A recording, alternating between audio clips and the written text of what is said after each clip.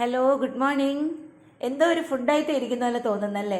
ഇത് മസാല ദോശയ്ക്ക് വേണ്ടി ഞാൻ റെഡിയാക്കി വെച്ചിരിക്കുക. അതിനുള്ള സാധനങ്ങളും മാവും ഒക്കെ.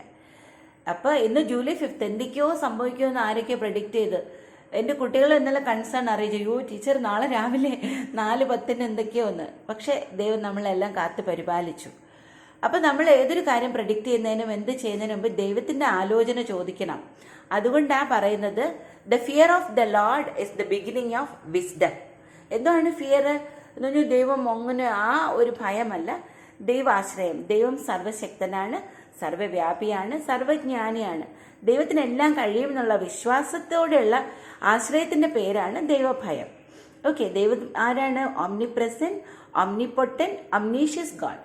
ആ ദൈവത്തിൽ ആശ്രയിച്ച് ദൈവത്തിൻ്റെ ആലോചനകൾ ചോദിച്ചിട്ട് നമ്മൾ ഓരോ കാര്യം ചെയ്യുമ്പോൾ നമ്മൾ ജ്ഞാനവും വിവേകവുമുള്ള വ്യക്തികളായി തീരും. അത്തരത്തിൽ ജീവിതങ്ങളെ ക്രമീകരിക്കാൻ ദൈവം നമ്മളെ ഏവരെയും സഹായിക്കട്ടെ. ഓക്കെ.